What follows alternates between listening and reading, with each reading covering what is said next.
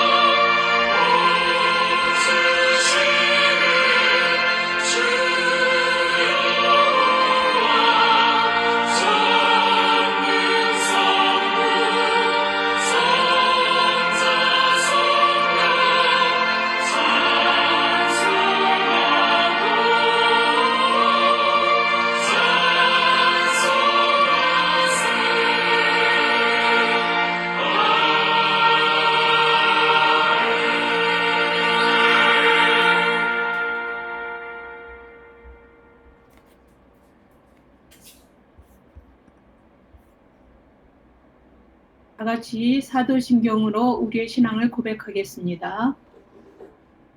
나는 전능하신 아버지 하나님 천지의 창조주를 믿습니다. 나는 그의 유일하신 아들 우리 주 예수 그리스도를 믿습니다.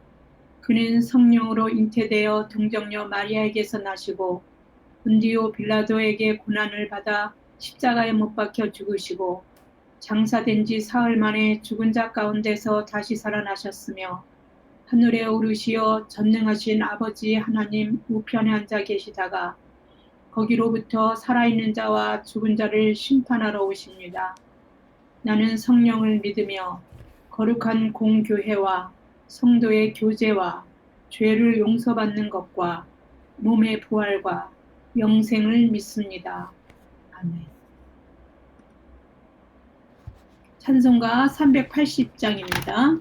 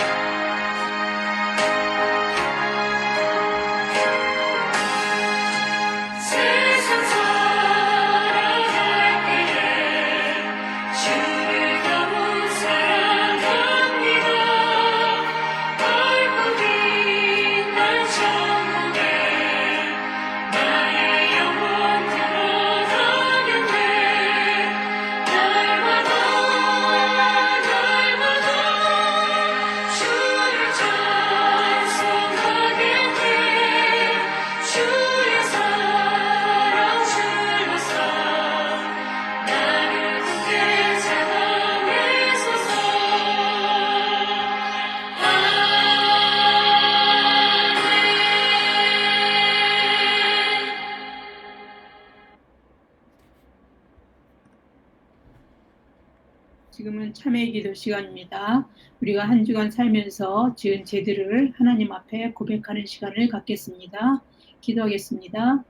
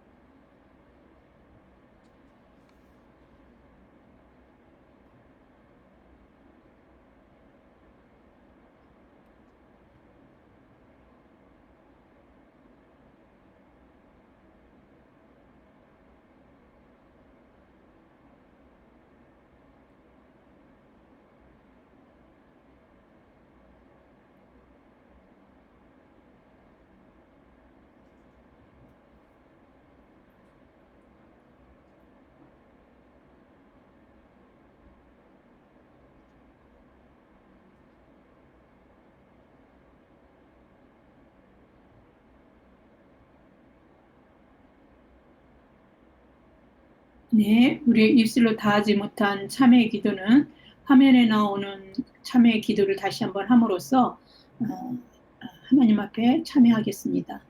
네, 다 같이 하겠습니다. 너희는 먼저 그의 나라와 그의 의를 구하라. 그리하면 이 모든 것을 너희에게 더하시리라고 예수님이 약속해 주셨음에도 불구하고 우리는 하나님 나라와 하나님의 의가 이 땅에 실현되기를 구하기보다 목숨을 위하여 무엇을 먹을까, 무엇을 마실까, 몸을 위하여 무엇을 입을까를 염려했습니다. 사람의 생명이 그 소유의 넉넉함에 있지 않다고 예수님께서 말씀해 주셨음에도 불구하고 소유의 넉넉함으로 육신의 만족을 채우려고 하나님께 부요하지 못했습니다. 십자가의 대속으로 생명을 주셔서 산자로 살아야 마땅함에도 죽은 자들과 다르지 않는 일상을 살면서 죄에 무디고 둔했던 어리석음을 고백합니다. 용서하여 주시옵소서. 그가 내 모든 죄악을 사하시며 내 모든 병을 고치시며 내 생명을 파멸해서 속량하시고 인자와 긍휼로 관을 씌우시며 좋은 것으로 내 소원을 만족하게 하사 내 청춘을 독수리같이 새롭게 하시는도다. 아멘.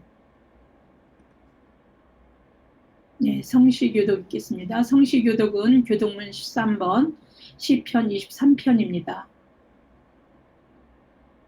여호와는 나의 목자시니 내게 부족함이 없으리로다. 그가 나를 푸른 풀밭에 누이시며 쉴만한 물가로 인도하시는도다. 내 영혼을 소생시키시고 자기 이름을 위하여 의의 길로 인도하시는도다. 내가 사망의 음침한 골짜기로 다닐지라도 해를 두려워하지 않을 것은 주께서 나와 함께 하시니라. 주의 지팡이와 막대기가 나를 안위하시나이다. 주께서 내 원수의 목전에서 내게 상을 차려주시고 기름을 내 머리에 부으셨으니 내 잔이 넘치나이다. 내 평생의 선하심과 인자하심이 반드시 나를 따르리니 다같이 내가 여호와의 집에 영원히 살리로다. 네, 기도하겠습니다. 할렐루야. 참 좋으신 아버지 하나님 감사합니다. 하나님의 변함없는 사랑으로 오늘도 우리를 살게 하신 아버지 하나님께 영광과 찬송을 올려드리옵니다. 하나님 품양하여 주시고 온전히 이 삶 하나님 앞에 영광을 올려드리는 저희들의 존재로서의 모습을 흠양하여 주시기를 간절히 바라고 원합니다.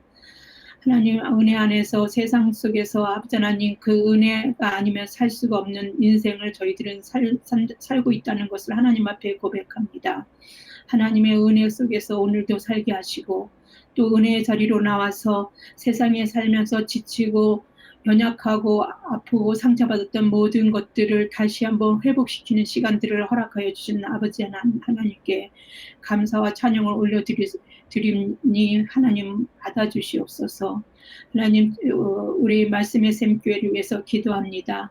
하나님 앞에 아버지 하나님 예배를 드릴 수 없는 그 처지에 있는 사람들이 함께 모여서 온라인으로 이렇게 예배를 드릴 수 있도록 그런 시간과 모든 여건들 가운데 하나님 허락하여 주신 아버지 하나님께 감사를 드리며 그런 사정 속에 있는 사람들이 함께 모여서 다시 이렇게 예배를 드리며 은혜 받을 수 있는 시간 그렇게 되어질 수 있도록 하나님 함께하여 주시기를 간절히 바라고 원합니다. 그러기 위해서 말씀의 샘교회가 하나님께서 세우신 걸로 믿습니다. 세우신 목적대로 그 쓰임을 다할 수 있도록 주님 도와주시고 그리고 말씀을 듣고 살아가는 모든 말씀의 샘교회 교인들이 삶의 현장에서 하나님의 자녀로서의 그 몫을 잘 감당하고 살아가기에 부족함이 없도록 주님 도와주시옵소서. 하나님을 사랑하고 이웃을 내 몸처럼 사랑하라 하신 하나님의 그 말씀이 실천되어지는 삶을 통해서 이 세상의 그 차원을 넘어서는 아버지 하나님 높은 그 경지의 차원에서 우리를 살게 하시고 또 그렇게 해서 그 생명의 길로 걸어가고 있는 우리의 모습을 보고 그 길을 따라 하나님을 알지 못하는 자들이 그 길을 흠양하고 함께 따라 나올 수 있는 그런 길로 우리 저희들이 걸어가고 보여줄 수 있는 삶이 될 수 있도록 주님 도와주시옵소서. 생명을 살리는 일에 우리가 쓰임받는 저희들 다 되기를 원합니다.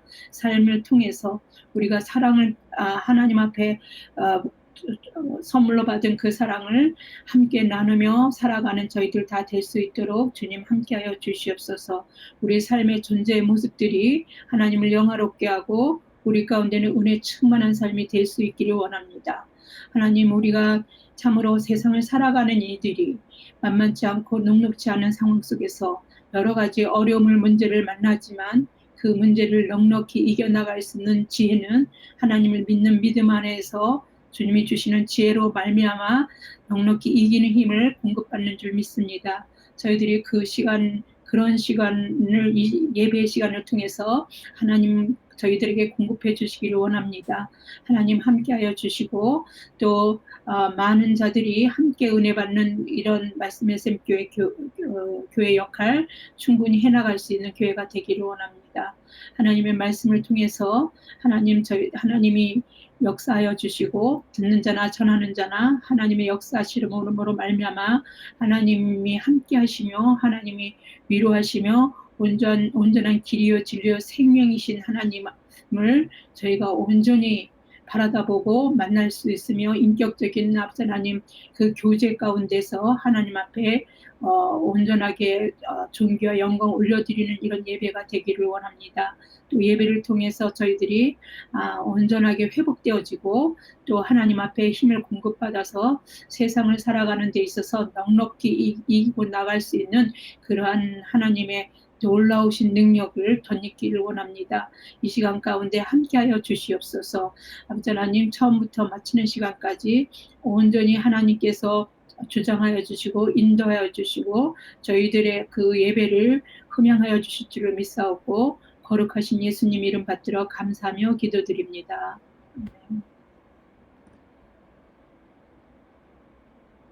네, 찬송가는 384장입니다.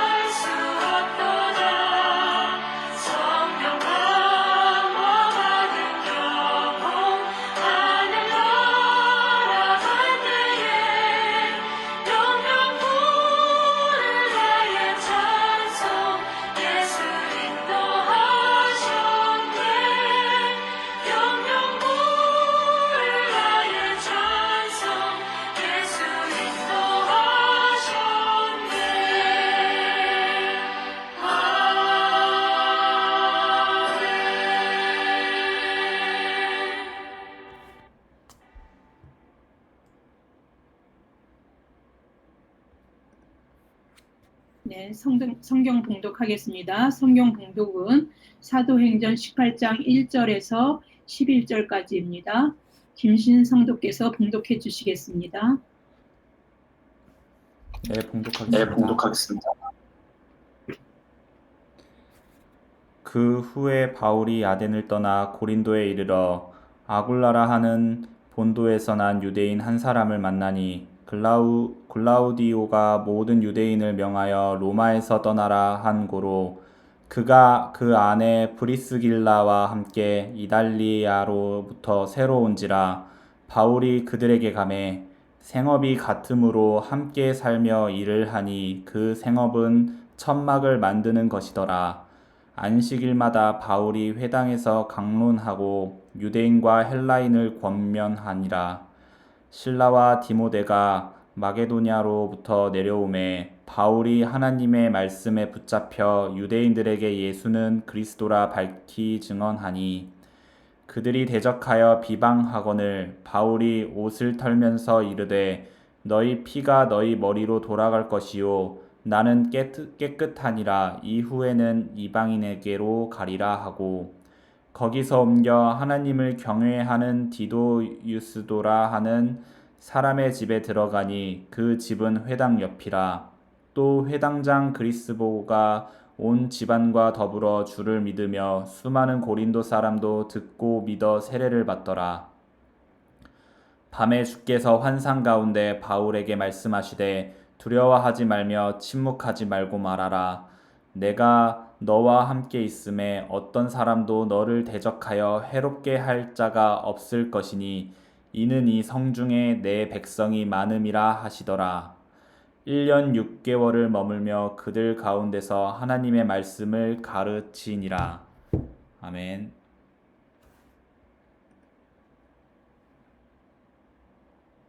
네, 오늘의 말씀의 제목은 하나님의 말씀에 붙잡혀입니다.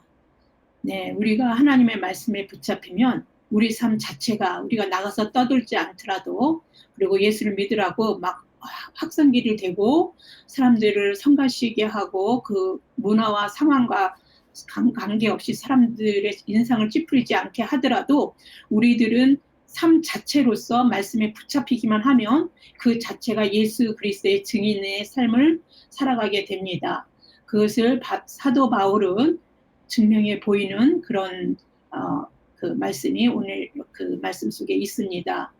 바울의 그 특정한 도시들을 방사성 이게 사방팔방으로 퍼져 나갈 수 있는 그런 그 방사성의 어떤 한 중심부를 바울은 그 도시 어떤 특정한 도시에 가서 복음을 전하면서 그런 영향력을 펼쳐 나갈 수 있도록 전략적으로 이동하면서 복음을 전합니다. 그런 의미에서 바울이 방문했던 어떤 일부 도시들은 우리가 보기에는 별로 중요하지 않은 곳일 수 있어 보이지만 아덴, 고린도, 에베소와 같은 그런 도시는 바울이 전략적으로 복음을 전하는 데 있어서 복음의 영향력을 점차 확립시켜서 복음이 방사상으로 퍼져나가는 중심 도시임에는 틀림없는 것이라고 볼 수 있습니다. 바울은 첫 번째 선교 여행 때 구브로의 살라미와 바보, 갈라디아의 그 안디옥과 이고니온과 루스드라와 더베를 방문했습니다.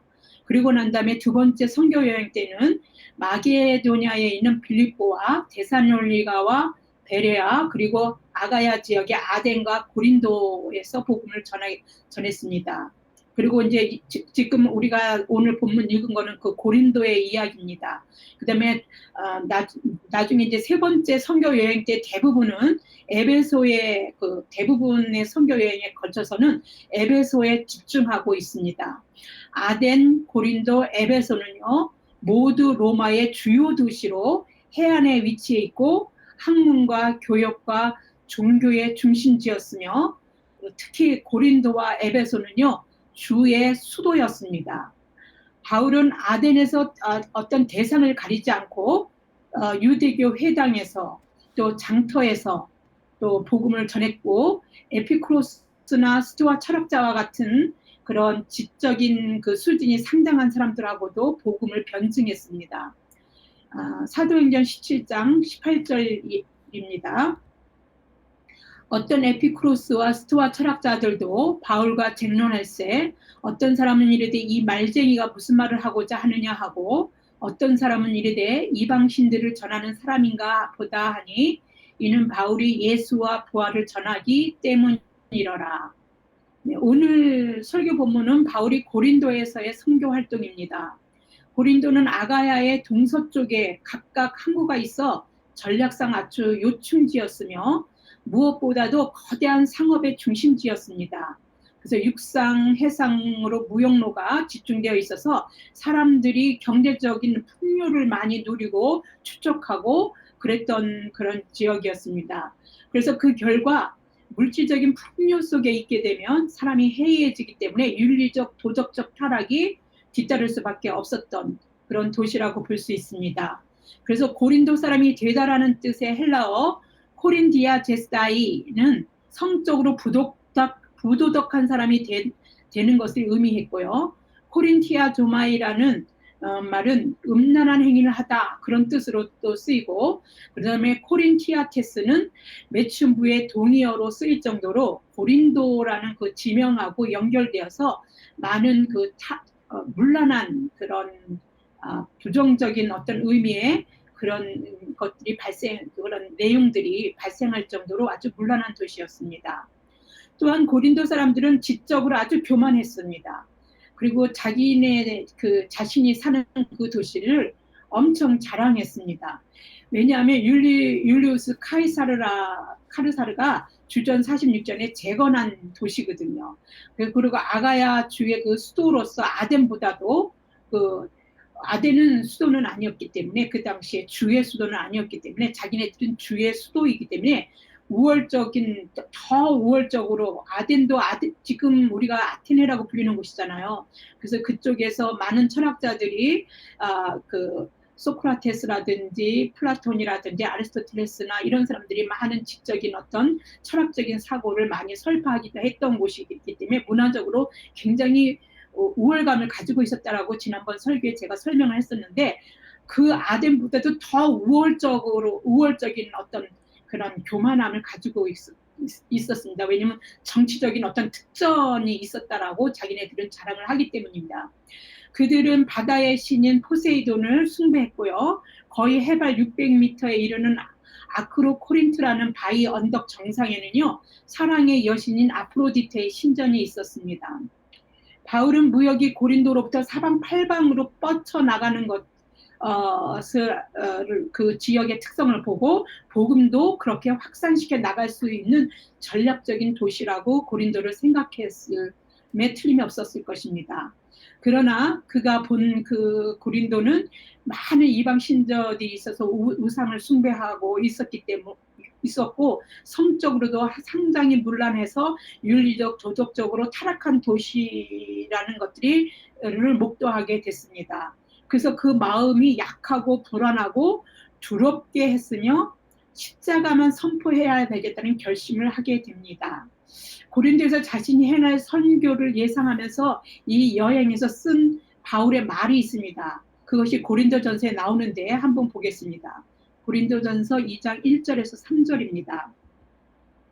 형제들아 내가 너희에게 나아가 하나님의 증거를 전할 때에 말과 지혜의 아름다운 것으로 아니하였나니 내가 너희 중에서 예수 그리스도와 그가 십자가에 못 박히신 것 외에는 아무것도 알지 아니하기로 작정하였음이라. 내가 너희 가운데 거할 때에 약하고 두려워하고 심히 떨었노라. 네, 바울은 십자가만 선포하겠다라고 하는 전도의 전공법을 택했습니다. 왜냐하면 세상적 우월함과 과시와 그 교만은요. 십자가 외에는 물리칠 수가 없습니다. 십자가 많이 물리치거나 뛰어넘거나 넘을 수가 있는 것이고 그리스도의 십자가는 아무 육체도 하나님 앞에서 자랑하지 못하게 하는 것을 그는 확신하고 알고 있고 그 자신도 그것을 아는 상태에서 하나님을 전하고 있기 때문입니다. 성적 쾌락이나 물질적 풍요나 지적 만족은 인간의 근본적인 영혼의 문제를 조금도 변화시키거나 해결할 수 없다는 것을 그가 철저히 경험한 사람입니다.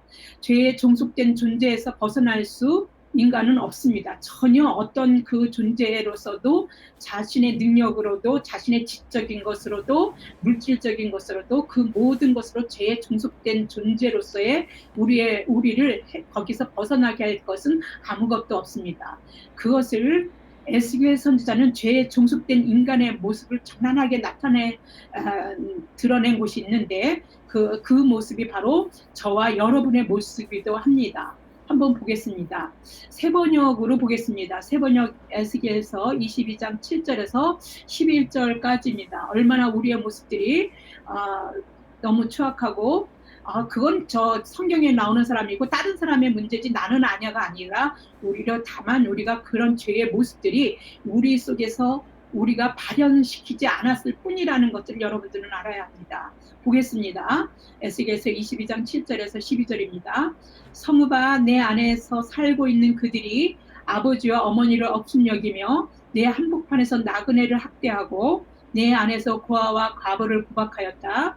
너는 내 거룩한 물건들을 업신여겼으며 내 안식일을 더럽혔다. 내 안에는 살인을 하고 남을 헐뜯는 사람들이 있으며 내 안에는 산에서 우상의 재물을 먹는 사람들이 있으며 내 한복판에서 음행하는 사람들이 있다.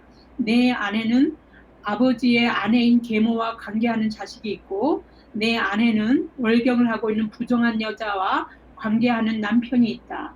또 이웃사람의 아내와 더러운 죄를 짓는 남자가 있으며 음행으로 자기의 며느리를 욕보이는 시아버지가 있으며 아버지의 딸인 자기 누이를 욕보이는 아들도 내 안에 있다.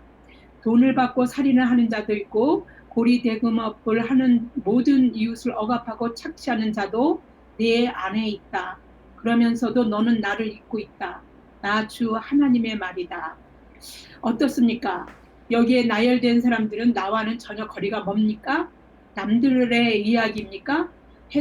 나에게는 해당 사항이 없습니까?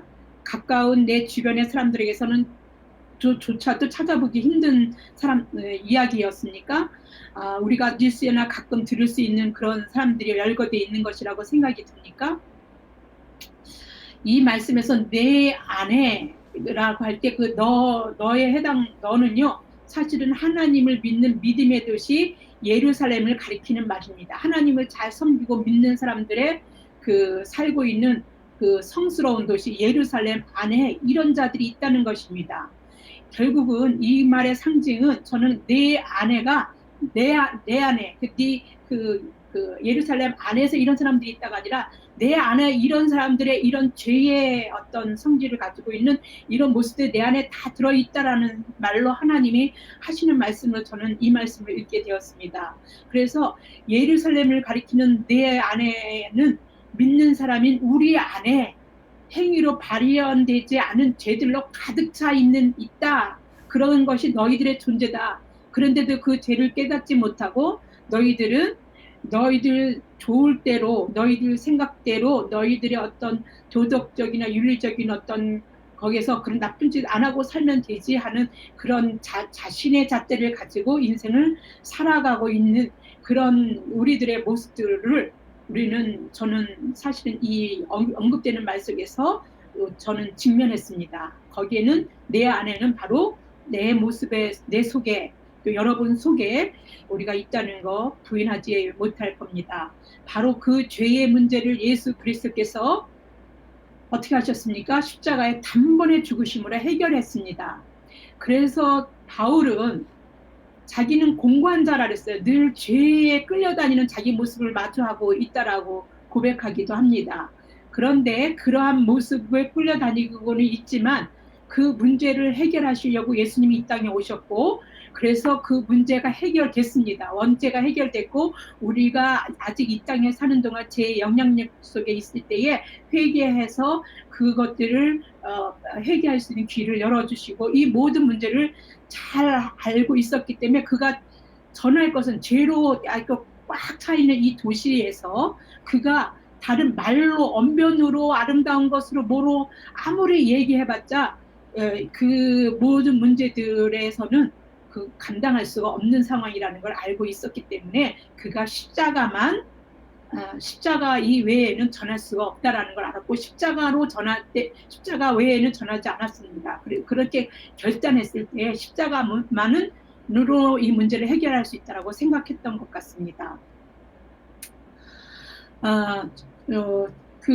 바로 예수님께서는 죄의 문제를 십자가에서 단번에 죽으심으로 해결해 주셨습니다.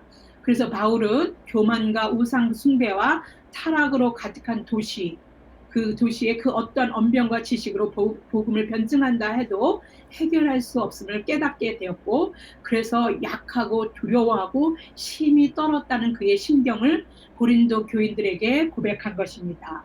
그는 정면 승부로 고린도를 공략합니다. 무엇입니까? 바로 십자가입니다.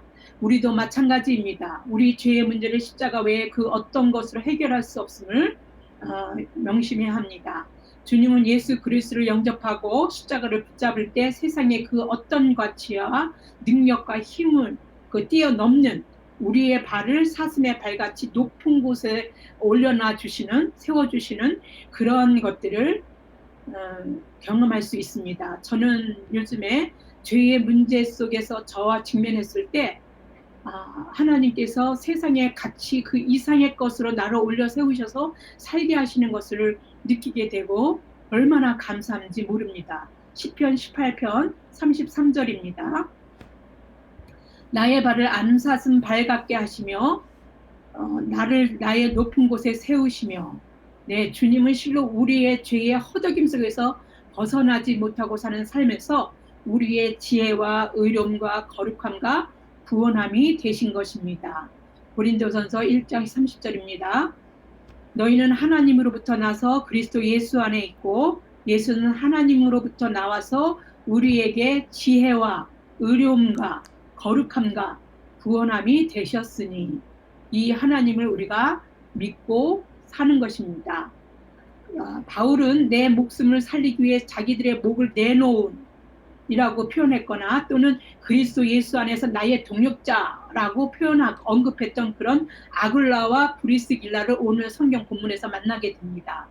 이들은 모든 유대인들은 로마를 떠나라라고 하는 황제의 칙령으로 로마에서 고린도로 이동해온 그런 부부입니다. 바울은 이들 부부와 생업, 즉 천막을 만드는 일을 하면서 함께 살아갑니다. 바울이 어떻게 천막 만드는 기술을 갖게 되었는지 알 수 없습니다. 그렇지만 유대에서는 실제로 랍비들에게 손일을 배우도록 요청을 합니다. 유대인들은 후손에게 전통이나 유산을 물려줄 뿐만 아니라 기술을 한 가지씩 가르쳐 주어서 차후의 생계 유지의 보탬이 되도록 하는 그런 관습이 있었습니다.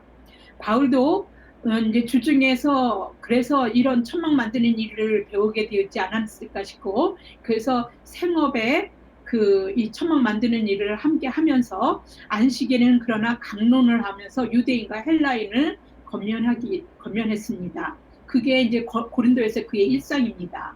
그러던 중에 실라와 디모데가 마게도냐로부터 내려왔습니다. 그들은 데살로니가 사람들의 그 믿음과 사랑에 대한 좋은 소식을 가져왔을 뿐만 아니라 선물도 가지고 왔습니다. 데살로니가에서 사람들이 바울을 갖다가 막 붙잡아서 죽이려고 했기 때문에 바울만 빠져나왔고, 그 아덴에서 돌아다니면서 볼 때 이렇게 실라와 디모데를 기다렸잖아요.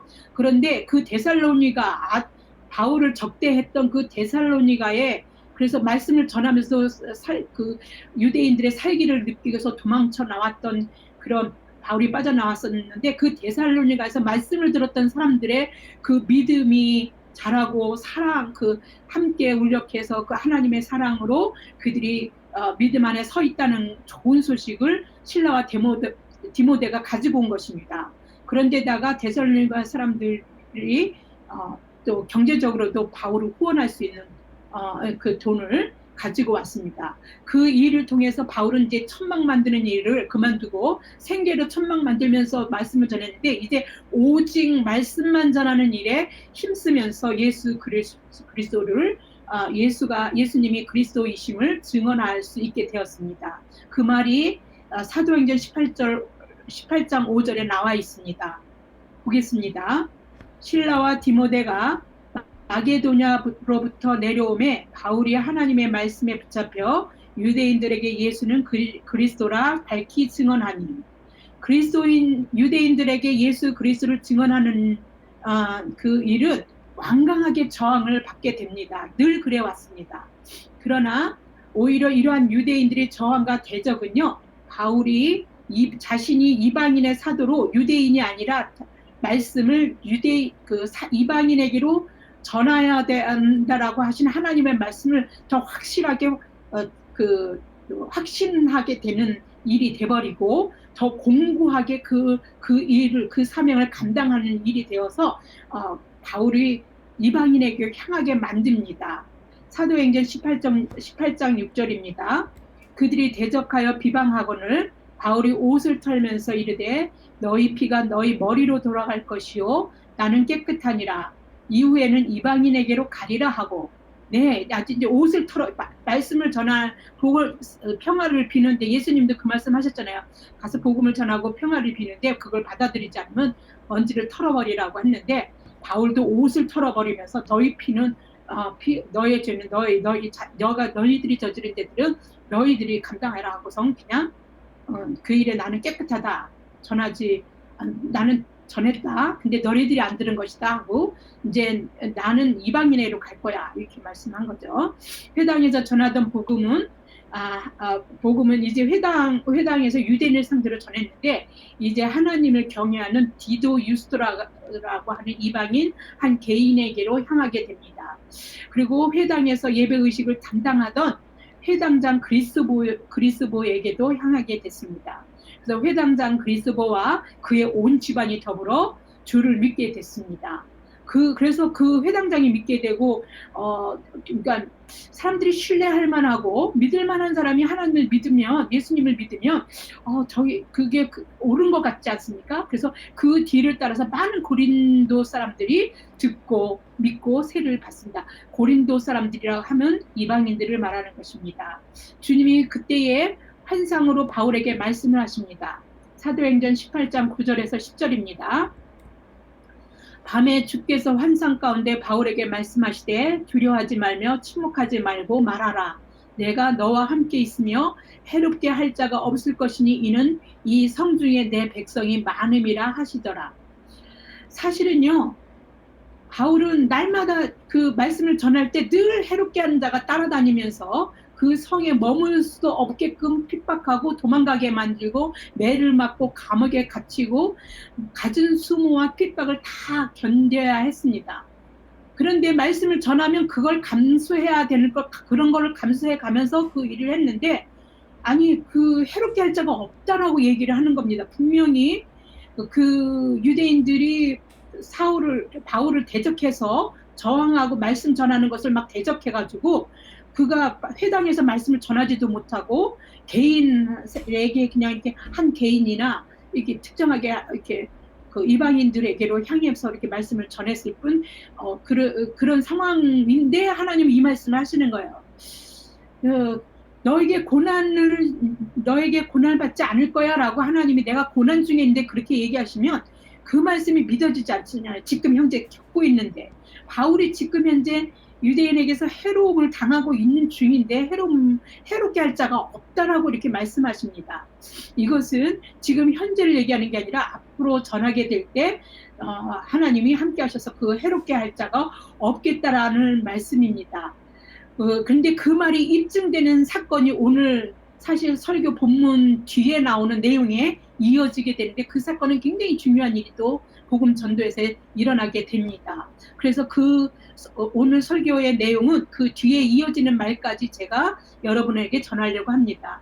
유대인들의 반발이 일어났고, 해롭게 할 자가 없다고 하는데 유대인 반발이 일어나서 바울을 법정으로 데려가는 일이 생겼습니다.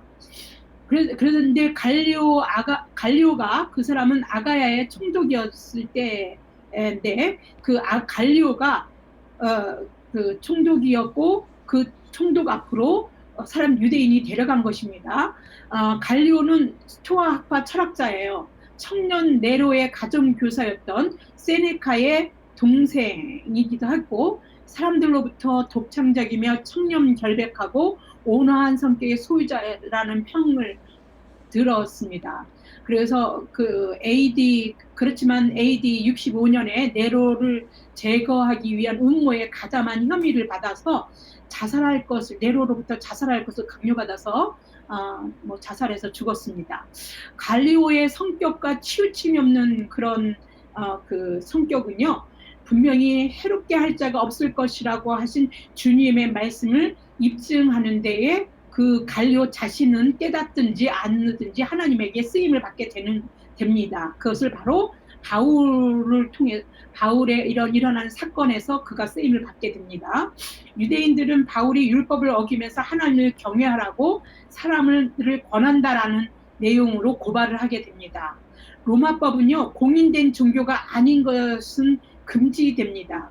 그런데 유대교는 그 당시에 공인된 종교였기 때문에 그들은 전할 수 있어도 바울은 공인되지 않은 다른 어떤 것을 전한다라고, 그래서 로마법을 어긴 거라고 이들은 주장한 것입니다. 그들의 주장에 바울이 변명하려고 이제 들었습니다. 그런데 그 하나님, 그들이 믿는 하나님이나 바울이 믿는 하나님이나 똑같은 하나님이고, 그 하나님께서 예수 그리스도에서 우리에게 지금 현재 일어나는 이런 부활의 사건은 이런 예수 그리스도의 그 일들이 일어나게 한 것이지 다른 게 아니기 때문에 다른 종교가 아니라고 아마 바울은 변명하려고 했던 것입니다. 늘 그렇게 해왔기 때문에 그 구약에서 말씀하신 하나님이 말씀하시고 약속하신 메시아를 보내주셨는데 그 메시아가 바로 이 예수 그리스도다. 그걸 증언하는 것이잖아요. 근데 그걸 하려고 했는데 갈리오가 항변할 기회를 주지 않습니다. 그거는 바울을 갖다가 이렇게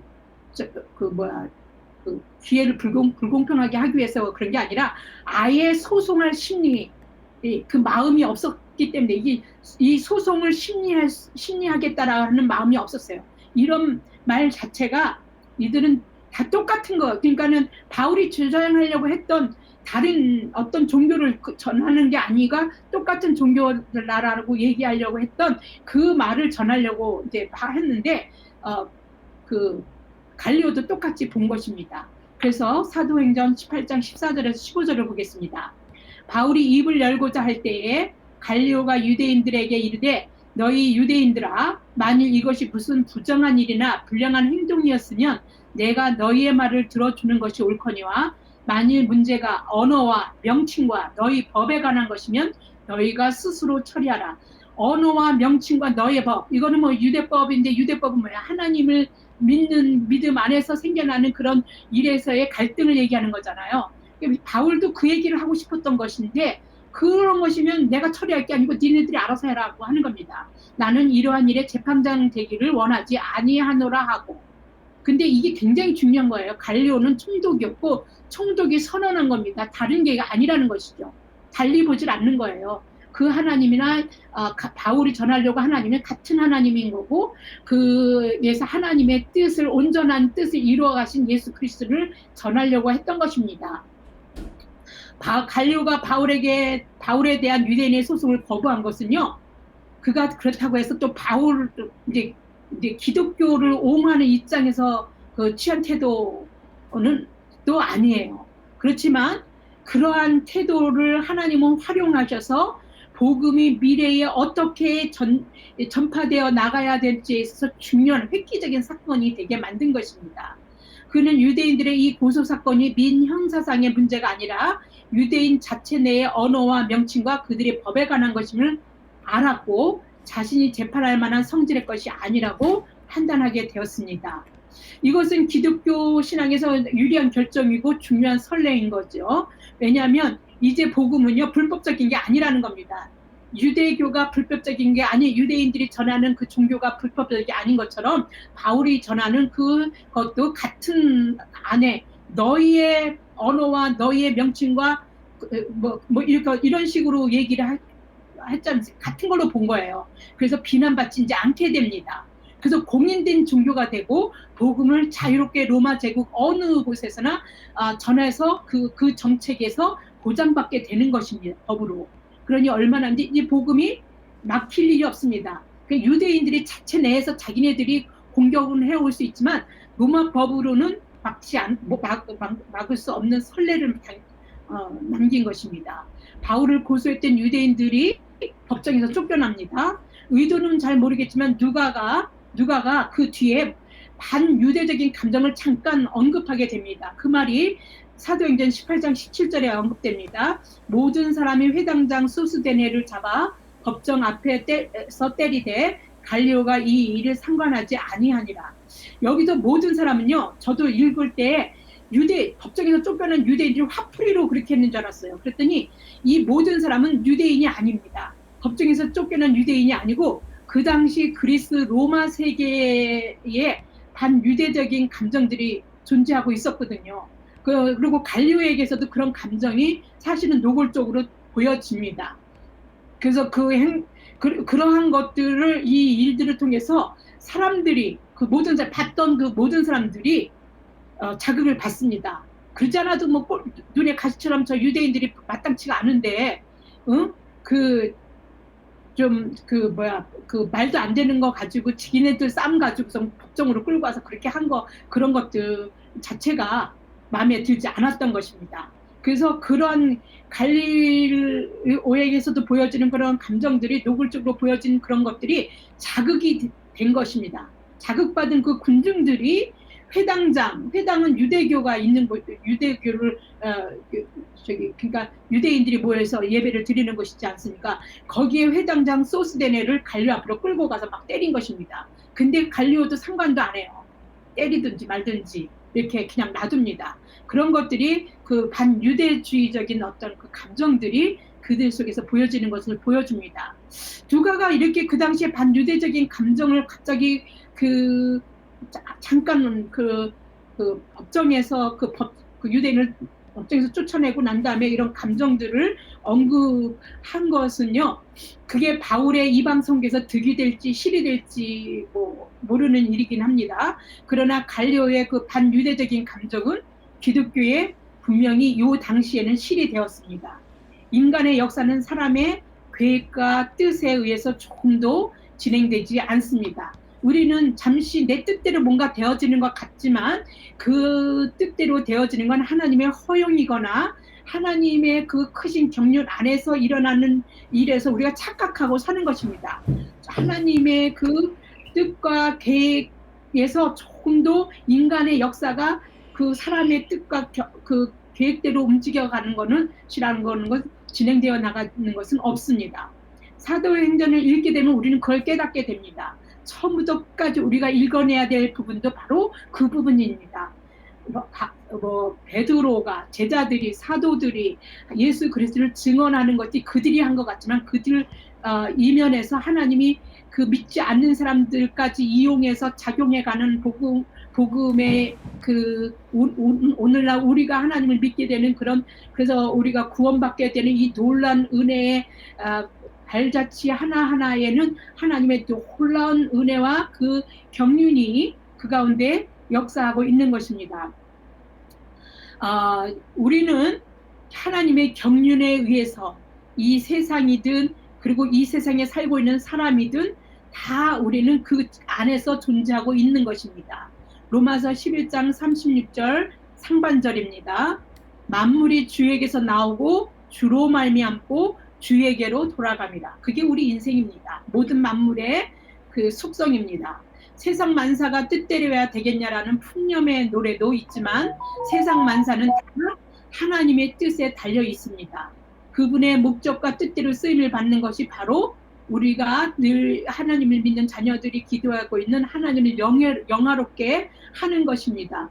예수님도 마지막 그 하나님 앞에 간절하게 기도할 때 우리 존재들이 하나님을 영화롭게 하게 해달라고 자신뿐만 아니라 자신의 제자들, 그 제자들에 의해서 또 파생되는 제자들을 그런 믿음 안에서 오늘 살고 있는 우리 모두가 하나님을 영화롭게 하게 해달라는 그런 기도를 마지막으로 예수님이 드린 그 말씀, 하나님을 영화롭게 하는 그거는요, 그게 우리 인생의 목적이기도 합니다.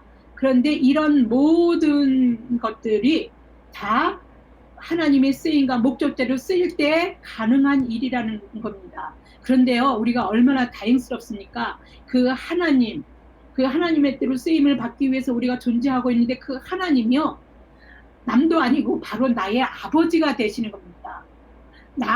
그 하나님이 그리고 막 악한 신이 아니라 하나님이 선 자체를 하시는 겁니다. 그리고 그 하나님이요 미움이 아니라 사랑이시라는 겁니다. 그래서 그 사랑이라는 걸 어떻게 확증해요? 독생자도 아끼지 않고 우리를 사랑하셨던 걸 증명해 보이시고 우리에게 내주셨습니다. 우리의 제 문제를 해결해 주셨습니다. 그래서 우리를 사랑하실 때 어떻게 해요? 예수님을 통해서 뭘 보았습니까? 끝까지 사랑하시는 하나님을 우리는 만나게 됐습니다. 그 하나님이 우리의 아버지시라는 겁니다. 우리가 죄인인데 우리가 감히 상상도 할 수 없는 그 하나님의 자녀로 삼아주셨다는 것 자체만으로도 내가 하나님의 만입을 가지고도 다른 말이 필요가 없는 것입니다. 이 놀라운 사실들을 깨닫게 될 때에 입에서 우리가 감사라는 말 이외에는 할 수 있는 말이 없게 돼버립니다. 가진 우리가 포도나무인 예수님께 붙어있기만 하면 그 사랑 안에서 천국을 맛보며 영생을 살 수 있습니다. 우리는 하나님의 자녀입니다. 우리는 우리 모두는요 사랑이시는 하나님 그 안에서 살고 움직이고 존재하고 그럽니다. 그런 사실을 날마다 깨달아야 하고 깨닫게 그렇게 해야 하는데 그 일들을 깨닫게 하는 일은 하나님의 말씀에 붙잡힐 때 가능합니다. 그래서 하나님 말씀에 붙잡혀서 오늘도 그리스도의 증인의 삶을 사시는 저와 여러분이 되시기를 축원하고 기도드립니다. 기도하겠습니다. 참 좋으신 하나님 아버지 감사합니다. 죄의 종노릇하며 살던 우리를 세상적 가치를 뛰어넘어 사슴의 발을 높은 곳에 올려놓듯 우리를 올려놓으시고 살게 하심 감사를 드립니다. 주의 말씀만이 참이시며 진리입니다. 그 말씀에 붙잡혔을 때에 우리는 하나님의 예수 그리스도의 증인된 삶을 살면서 우리가 하나님을 영화롭게 할 수 있다라는 것을 오늘 말씀을 통해서 깨닫게 됩니다. 이 사실을 바울은 너무도 잘 깨달은 자입니다. 그리고 그래서 전하지 않을 수가 없었고 핍박이나 공고나 칼이나 위협이나 죽음 그 모든 것 자체도 그 사랑을 끊을 수 없다라고 고백했습니다. 우리가 그 고백을 우리 입술로 할 수 있는 저희들 될 수 있도록 성령님 우리 안에 내주하시고 우리를 주장하시고 우리를 인도하여 주시옵소서. 이 모든 말씀 우리 주 예수 그리스도의 이름 받들어 감사하며 기도드립니다. 네, 늘 하듯이 제가 말씀의 샘교회는 하면 뒤에를 읽어주시기 바랍니다. 그것이 여러분의 정체성입니다. 말씀의 샘교회는 말씀으로 천지를 지으신 하나님의 교회입니다. 말씀의 샘교회는 말씀 위에 세워진 교회입니다. 말씀의 샘교회는 말씀이 실천되는 교회입니다. 저희들이 좀 더 예배를 잘 드릴 수 있도록 지금 김신 성도께서 여러 가지 기술상 여러 가지 상황에서 좀 시험해 보면서 지금 애를 쓰고 있습니다. 이제 오늘도 우리가 좀 쉽게 예배를 함께 참여할 수 있도록 좀 시도를 해보다가 원래대로 지금 하고 있긴 하지만 이제 조만간 이제 소리 속에서 약간의 이제 잡히지 않은 부분이 있어서 오늘도 늘 하던 대로 예배를 드립니다. 그렇지만 이제 쉽게 유튜브로 예배를 드릴 수 있는 방식으로 좀 진행해 보려고 합니다. 그래서 많이 애를 쓰고 있고 그 일들이 잘 되어질 수 있도록 또 김신 성도를 위해서 여러분 기도를 좀 잘 해주시고 또 여러분 또 함께 좋은 아이디어나 생각이 있거나 이렇게 하면 공유해 주시면 감사하겠습니다. 한 주간도 여러분들이 아주 하나님 말씀의 은혜를 받아서 그 말씀을 붙잡고 살아가시는 여러분 되시면 좋겠습니다. 네, 이제 찬송가 부른 다음에 축도로 예배를 마치겠습니다. 찬송가 430장입니다.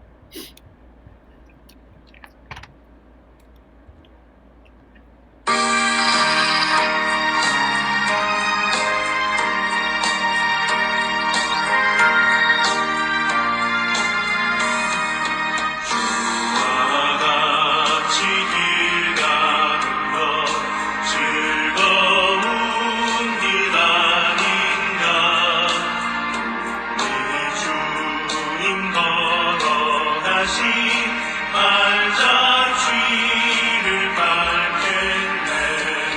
한 걸음 한 걸음 주 예수와 함께 날마다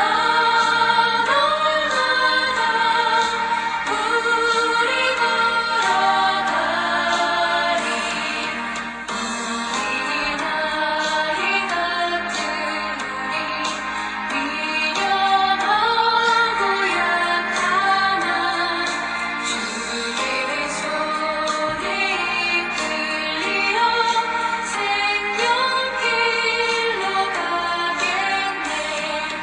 한 걸음 한 걸음 주 예수와 함께 날마다 우리 걸어가리.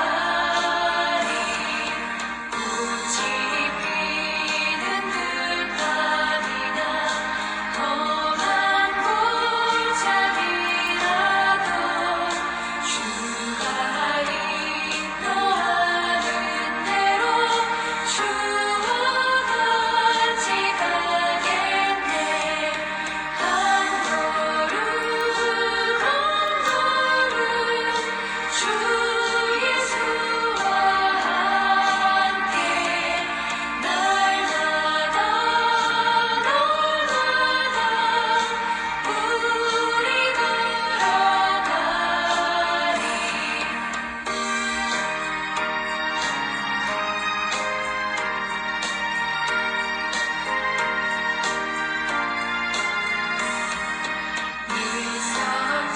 일성지자의 높같이 우리들 구천국에 들려 올라갈 때까지 주와 같이 걷겠네. 한 걸음 한 걸음 주 예수와 함께 날마다 우리 걸어가리.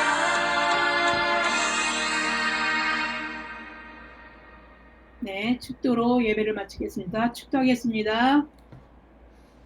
지금은 우리 주 예수 그리스도의 은혜와 하나님 아버지의 무한하신 사랑하심과 성령님의 감동, 감화, 인도하심의 은혜가 이제부터 하나님의 말씀을 붙잡고 하나님의 영화롭게 하기 위해서 살아가기로 작정하는 모든 말씀을 들은 성도 머리머리 위에 또 그의 계획 위에 그의 간절한 하나님께 기도하는 그 기도 가운데 또 그리고 그를 사랑하는 사람들을 위해서 하는 기도 가운데 지금부터 영원토록 함께 하시기를 간절히 축원하옵고 기도드리옵나이다.